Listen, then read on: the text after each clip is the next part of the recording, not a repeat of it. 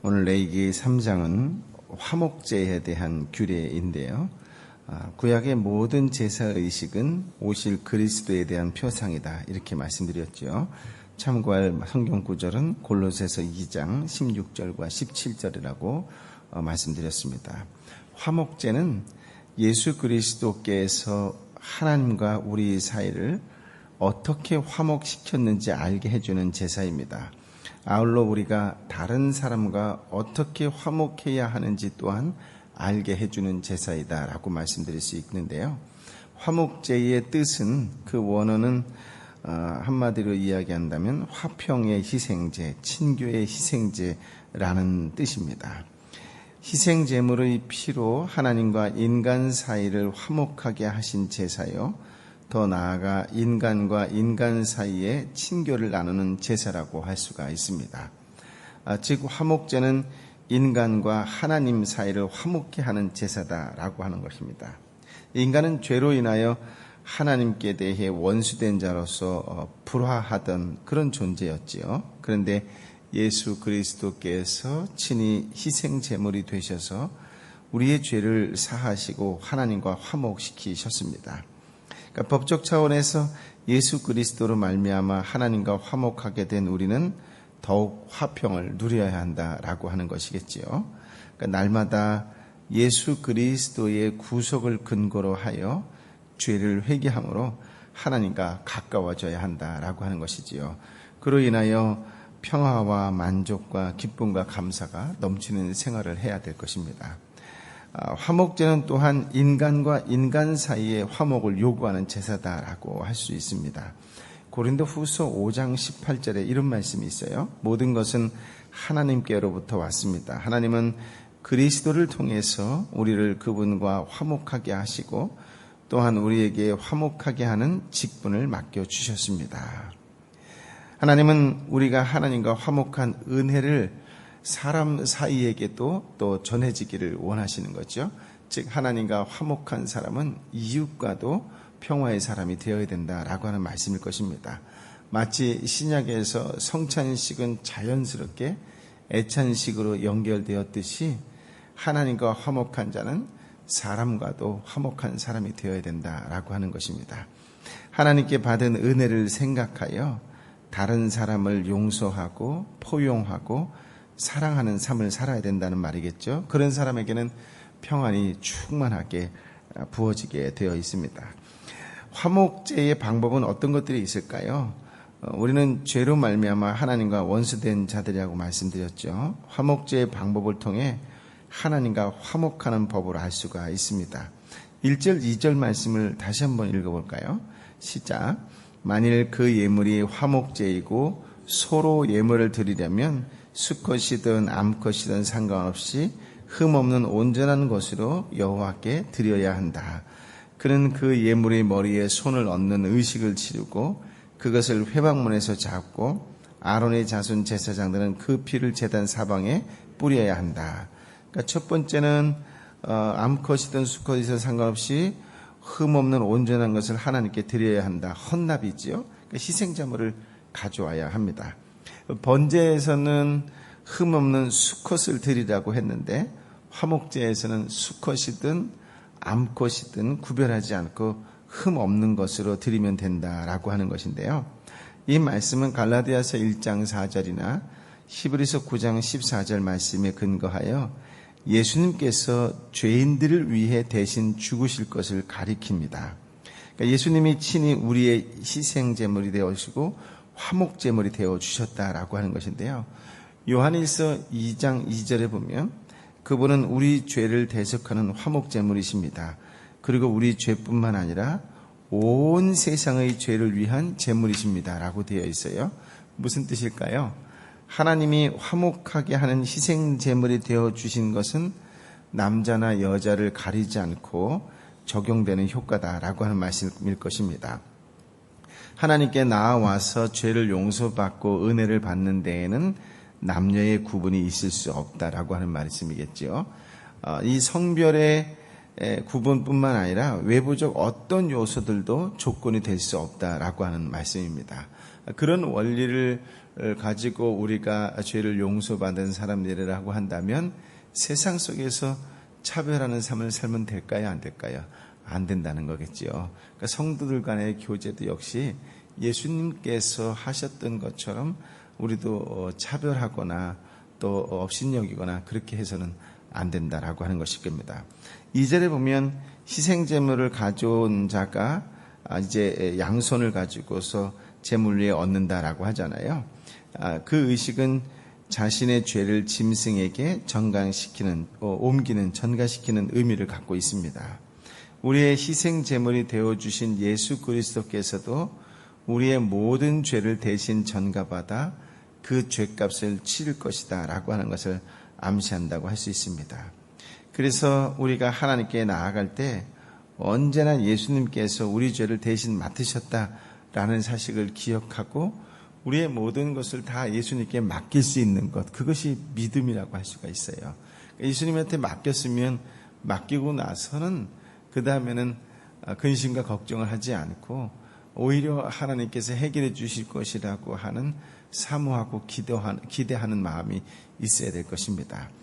또 희생제물의 짐승은 그 짐승을 가져온 자가 안수한 다음에 회막문에서 잡는 거지요. 그러니까 자기가 죽어야 할 자리에 생축이 대신 자기 죄값으로 죽는 것을 체험하는 것입니다. 로마서 5장 8절의 말씀처럼 예수님은 우리의 죄값으로 죽으셨지요. 예수님은 우리의 죄값으로 우리의 손에 죽으신 것이다. 이렇게 표현할 수도 있습니다. 우리는 하나님 앞에 나아갈 때 예수님을 나 자신이 죽인 사실을 깊이 인식하며 나아갈 수 있어야 돼요. 나 때문에 죽은 것이다 라고 하는 것은 결국 내가 예수님을 죽였다 이런 표현으로도 해석할 수 있다라고 하는 것이지요. 또 제사장은 희생제물의 피를 받아 제단 사면에 뿌렸습니다. 죄값은 죽음이요 죽음을 피 흘림으로 확인되었다라고 하는 것이죠. 곧 피 뿌림은 그 피 흘림의 재확인이며 피 흘림의 효과를 구하는 의식이라고 하는 것인데요. 이것은 예수님께서 십자가에서 피 흘림으로 죄사함을 받고 하나님 앞에 나아갈 수 있는 것을 의미합니다. 그러니까 예수님은 이 피 흘림으로 하나님 앞에 나아가셨죠. 그에 대한 상징으로 예수님이 십자가에 죽으실 때 성소의 휘장이 위에서 아래까지 찢겼던 것입니다. 그렇습니다. 우리가 하나님 앞에 나아갈 때 그때 보혈의 피 공로를 근거로 해서 우리도 나아갈 수 있는 것이지요. 여러분이 말씀 앞에 하나님 앞에 한 걸음 한 걸음 나아갈 때마다 여러분에게 막혔던 것들이 휘장이 위에서 아래로 찢어진 것처럼 여러분에게도 그 막혔던 모든 것들이 위에서 아래로 찢어지는 역사가 임하기를 예수님의 이름으로 축복합니다. 아멘. 3절부터 5절까지의 말씀을 같이 읽어볼까요? 시작. 그는 화목제물 가운데 여호와께 드리는 화제로 드릴 부분 곧 내장 덮은 기름과 내장 주위에 있는 기름을 드려야 하고 2개의 콩팥과 그 위에 곧 허리 위의 기름 부위와 간의 거풀을 콩팥과 함께 떼어내야 한다. 아론의 자손들은 그것을 제단에 불붙은 나무 위에서 태워야 한다. 이것이 여호와께서 기뻐하시는 향기로운 화제다. 화목제의 방법 또 한 가지는 불사르는 거죠. 불살라 드리는 겁니다. 희생제물 가운데 내장에 덮인 기름 부위, 내장에 붙어있는 모든 기름 부위, 2 콩팥과 허리 주변에 붙어있는 모든 기름 부위, 간을 덮고 있는 꺼풀 부위는 불살라 드리라고 했다라고 하는 것이에요.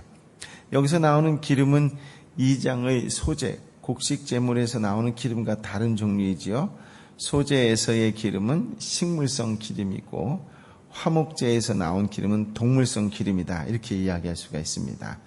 이 기름들은 희생제물의 속부분으로서 당시에 가장 귀하게 여기는 부위들 가운데 하나였다라고 이야기할 수 있어요. 무슨 말이냐면 이 속부분 가운데서 가장 귀한 것을 하나님께 드림으로 인해서 내 전부를 하나님께 드립니다 라고 하는 의미를 갖고 있는 것이다 라고 하는 것이에요. 예수님이 이 땅에 오셔서 사시면서 하나님께 당신의 전부를 드렸을까요? 일부를 드렸을까요? 당신의 전부를 드렸다라고 하는 거예요. 그 이야기는 곧 우리로 하여금 디모데후서 2장 15절이나 로마서 12장 1절이나 로마서 6장 13절의 말씀처럼 우리 자신도 전체를 하나님께 드려야 된다라고 하는 것이에요. 우리는 예수를 믿으면서도 자기 혼자만 이것만은 내려놓을 수 없다, 이것만은 드릴 수 없다라고 꼭 쥐고 있는 거 있잖아요. 때로는 그것이 귀하고 소중한 것이 될 수도 있고, 때로는 그것이 내 성격의 한 부분이나 또는 뭐 결혼한 부분 같으면 자녀라든가 또는 뭐 물질이라고 하는가, 이렇게 무언가 한가를 쥐고 있는 것이 있을 것이에요. 그런데 하나님께서는 지금 이 제사를 통해서 그것조차도 가장 귀하고 소중하게 여기고 이것만큼은 내려놓을 수 없다라고 생각하는 것조차도 다 내려놓기를 원하신다라고 하는 것이지요. 그렇습니다. 마태복음 22장 37의 말씀처럼 22장 37절의 말씀처럼 내 마음을 다하고 너의 생명을 다하고 너의 뜻을 다해 주 너의 하나님을 사랑하라 라고 하는 말씀일 것입니다. 참고로 레위기 7장에 가보면 화목제물에 대해서 좀 더 설명이 나오는데요.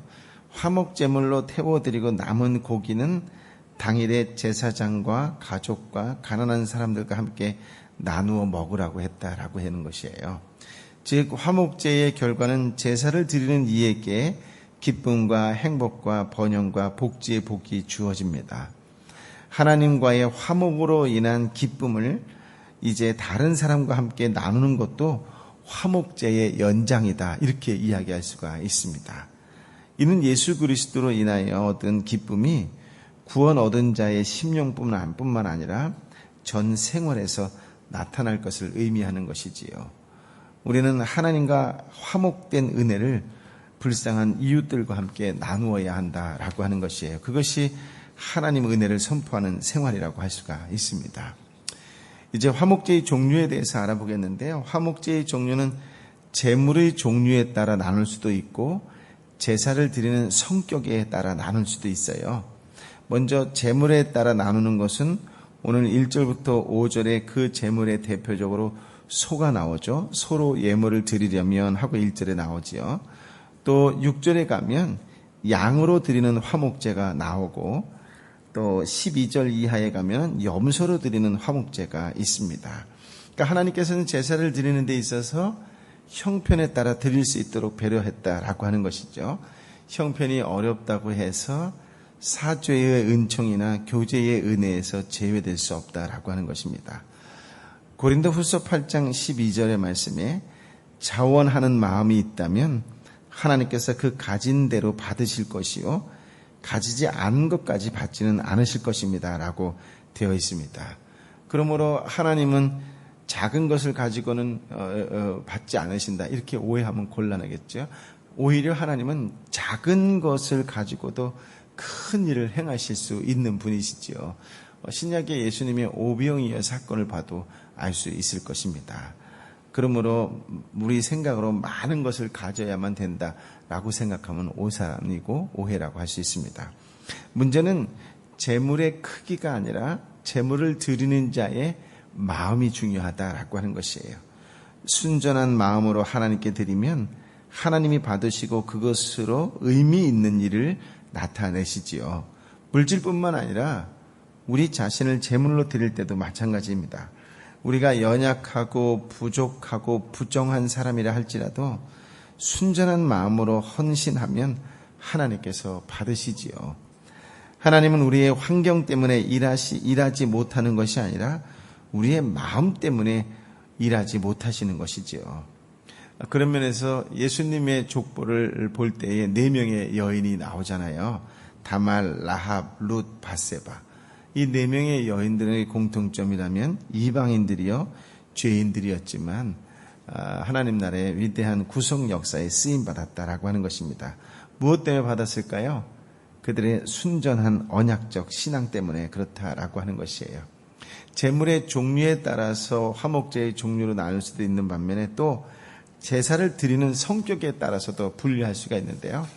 그것은 하나님이 베풀어 주신 구원과 은혜에 대한 감사로 드리는 감사제가 있고요.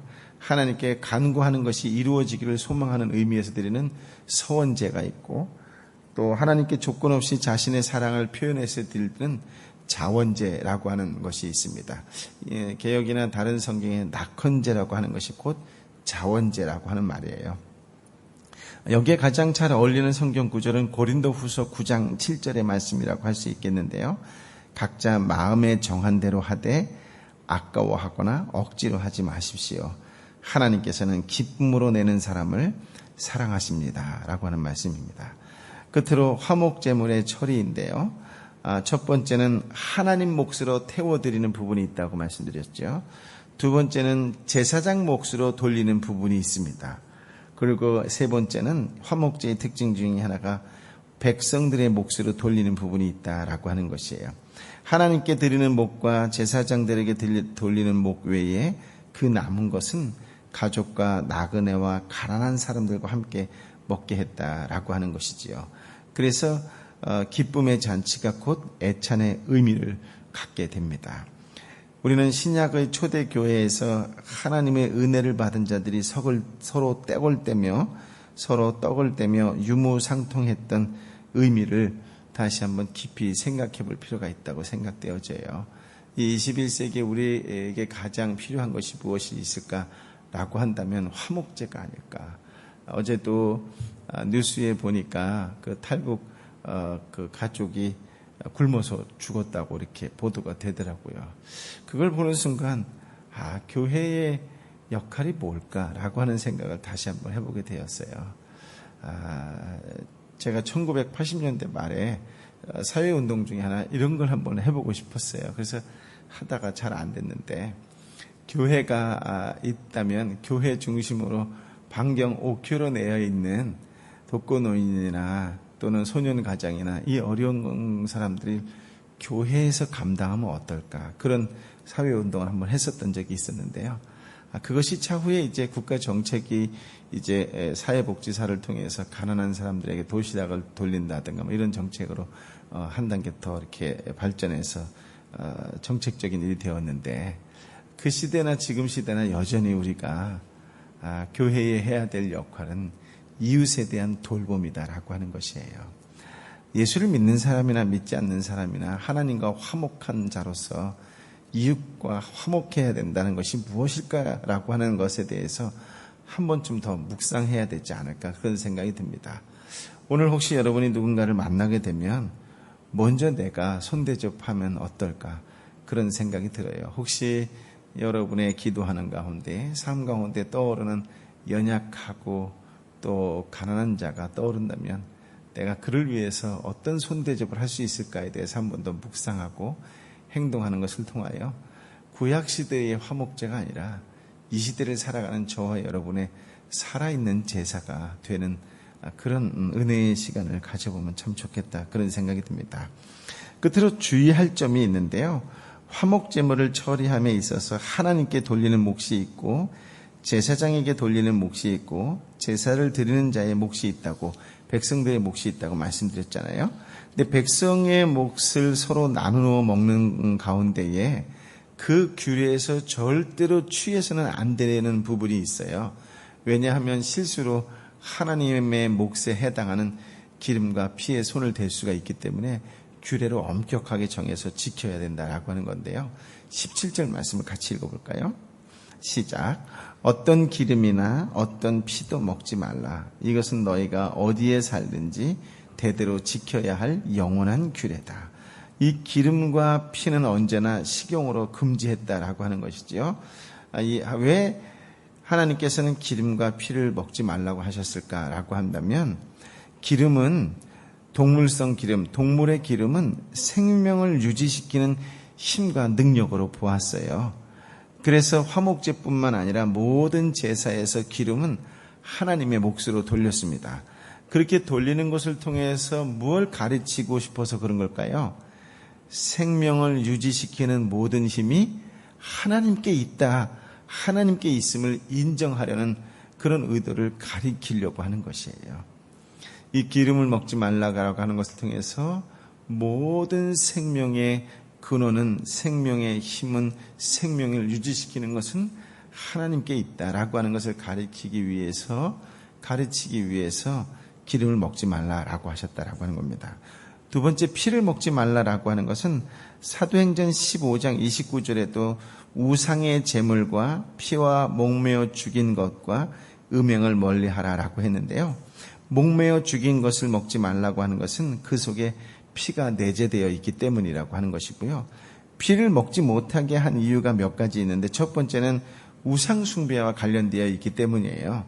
이 당시에 이스라엘 주변의 이방인들이 우상을 숭배하는 의식 가운데에 피를 마시는 그런 의식이 있었어요. 그러므로 피채 마시는 행위가 만연하게 되면 우상 숭배하는 자들의 풍속 습관에 쉽게 동화될 수 있다는 거죠. 그래서 피를 먹는 것을 통해서 쉽게 우상을 빠져들 수 있기 때문에 피를 먹지 말라라고 한 것이에요. 고린도전서 10장 6절부터 9절의 말씀을 참고하면 되겠습니다. 두 번째는 구약시대에 피는 곧 생명으로 보았다라고 하는 것이에요. 피를 생명의 근원으로 본 것이지요. 그러니까 피를 즐겨 먹지 못하게 한 것은 생명에 대한 귀중성을 가지게 하려는 것이었다라고 하는 것이에요. 인간의 생명은 하나님의 주권에 달린 것이므로 인간이 이물을 처리하는 것을 막기 위해 적극적으로 귀히 여기는 규례를 주신 것이다 라고 할 수 있습니다. 또 한 가지가 있다면 예수 그리스도의 구속의 효과를 예표하기 때문이다 라고 얘기할 수 있는데요. 이미 말씀드린 것처럼 율법은 죄인에게 죽음을 요구하잖아요.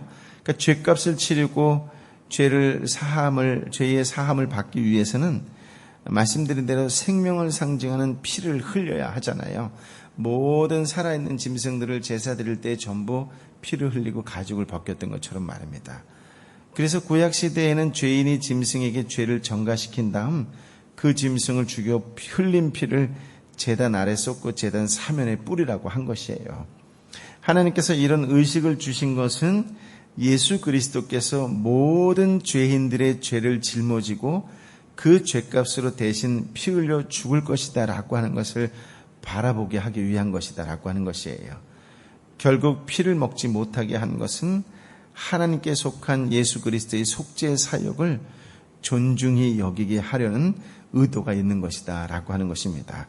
히브리서 10장 29절을 한번 찾아서 읽어보시면 도움이 될 것입니다. 오늘날을 살아가는 우리가 이런 제사 제도를 하나하나 살펴볼 때에 그 영적인 의미를 잘 새겨볼 필요가 있어요. 모든 생명을 귀히 여기고 구속의 은혜에 감격하여 살아야 할 것입니다. 이 모든 주권을 사람의 것으로 취하지 않고 하나님께 돌려야 한다는 것이지요.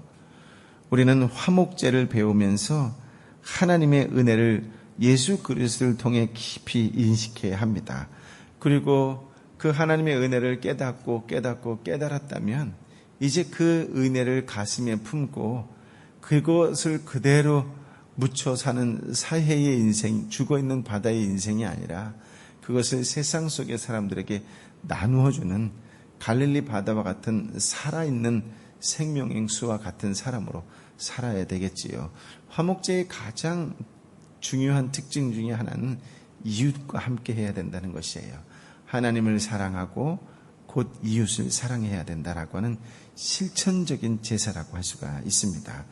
즉 하나님의 은혜를 아는 자라고 한다면 다른 사람의 죄를 용서하고 사랑하여야 한다라고 하는 것이에요. 결코 쉬운 얘기 아니라고 하는 것입니다. 다른 사람과 화목한다는 거 결코 쉽지 않을 것이에요. 그럴 때마다 나를 위하여 피 흘려 죽으신 예수님을 보셔야 돼요. 내가 죽어야만 이웃과 화목할 수 있어요. 이것이 어렵죠. 그래서 매일매일 하나님의 은혜 안에 있어야 한다라고 하는 거예요. 매일매일 하나님의 은혜 안에 있어야만 가능하다라고 하는 것이에요. 그러므로 수직적으로 하나님과 화목하고 수평적으로 사람과 화평하는 그런 하나님의 사람, 성령의 사람, 예수님의 사람으로 살아가는 오늘 저와 여러분의 삶이요, 그런 신앙생활이 되시기를 예수님의 이름으로 축복합니다. 아멘. 아버지 하나님, 우리에게 오늘 참으로 귀한 말씀, 생명의 말씀을 주시니 감사합니다. 하나님을 사랑한다고 입술로 고백한다면 세상 속에서 이웃을 사랑하는 그 행함으로 보이라고 하는 이 귀하고 놀라운 화목제를 예수 그리스도를 통하여 허락하여 주신 것을 참으로 감사하고 또 감사드립니다. 내가 예수 그리스도로 인하여 구원을 받았다라고 하는 확신이 있다면 그 확신을 가지고 세상 속에 어렵고 힘들고 지쳐있는 영혼뿐만 아니라 차마 품기조차 어려운 영혼들까지도 용서하고 사랑하고 다가가 화목할 수 있는 용기 있는 믿음의 한 사람, 예수님의 한 사람으로 살아갈 수 있도록 축복하여 주옵소서. 지금 이 시간도 병상에서, 가정에서 또는 일터에서 아픈 심령을 이끌고 생활하는 하나님의 딸, 하나님의 아들들이 있습니다. 하나님 불쌍히 여겨주옵시고 다시 한번 예수 그리스도의 놀라운 보혈을 덧입혀 주시어서 깨끗이 치유받는 은총을 경험하는, 체험하는 오늘 하루가 되도록 주여 역사하여 주옵소서. 치유와 회복의 역사를 허락하여 주옵소서. 저들의 심령과 일터 위에 기름 부어 주옵소서. 성령으로 충만케 하여 주옵소서. 이제는 길이여 진리여 생명 되신 우리 주님 예수 그리스도의 은혜와 아버지 하나님의 크신 사랑과 성령 하나님의 위로 역사 교통 충만하심이 하나님과 친밀해지고 가까워지면 가까워질수록 그 은혜와 그 사랑을 이제 세상 속에 나누어주고 베풀어주는 축복의 통로로 살겠습니다. 용서하고 사랑하고 끌어안아주는 하나님의 사람, 성령의 사람, 예수의 사람으로 살겠습니다라고 다시 한번 말씀을 가슴에 안고 심령 가운데 심겨지기를 간절히 바라는 마음으로 그렇게 살겠노라고 결단하고 결심하는 하나님의 딸, 하나님의 아들 머리 위에 저들이 기도하는 가정과 저들이 기도하는 직장과 저들이 기도하는 이웃과 저들이 기도하는 열방의 선교사님과 선교주 위에 이제부터 영원토록 함께하여 주옵기를 간절히 축원하옵나이다. 아멘.